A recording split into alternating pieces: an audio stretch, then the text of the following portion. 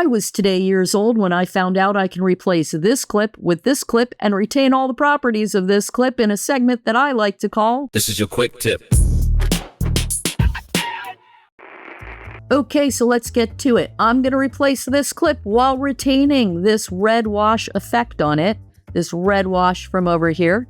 I'm going to retain that red wash and replace it with this clip at the same time in one movement. Anybody who's a fan of this channel knows that I hate when people drag and drop clips into the timeline. I feel like it's sloppy. I feel like there's a lot of mistakes that can happen. This is one of the times in which I say, don't listen to me. We're going to drag and drop it. So here we go. I'm going to pull this out. So I'm pulling it out.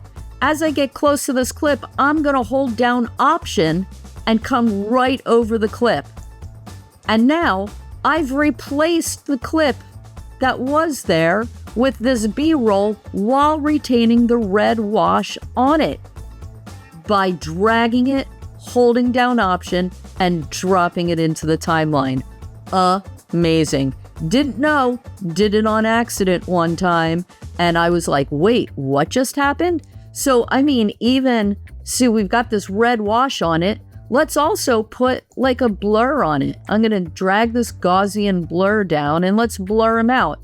So I put 3 Gaussian blurs on to get them that blurry while still having a red wash. Now I'm going to come over here to my B-roll. Got my in point set where I want it. Don't need an out point because it's going to be justified by this clip right here. Going to drag it over.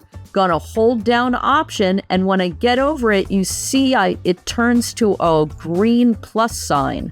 Well, a white plus sign with green around it. And now I'm going to just drop it. Now look, it's retained that red wash and 1, 2, 3 Gaussian blurs. Amazing. So it doesn't even need to be something that is native to, like, this is all footage shot with the same camera, right? So even if I choose a clip, like here's a clip right here. Let's match frame this clip. So we've got this daisy. I'm going to come over here to where we just were. Whoops. Over here to where we just were. Now I've got the red wash and 3 Gaussian blurs on it. Now I'm going to grab this. Did I call this a daisy? It's a sunflower. So let's grab this sunflower. And now as I get close, I'm going to hold down Option.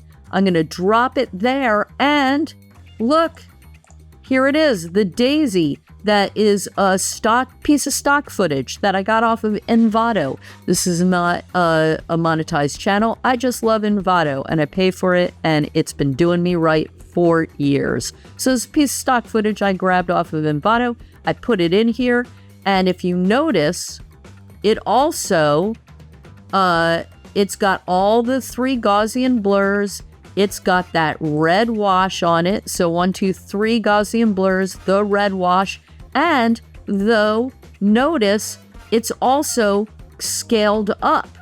So I believe if I go 25, that's like the real size of this stock shot, right? At 25, but it retains the scaling on it. So if I match frame, you can see how much smaller this is. So because the clip that was in it prior was a much bigger clip, was a 4K clip instead of just a stock photo that came in, this scaled up to that. So you got to be aware that when you're using this method, if it isn't the same camera, you're replacing a piece of footage with the same frame rate and size, right? It's going to scale to fit what was there before. It's going to try and grab all those same properties. So you might have to go in and scale it back down.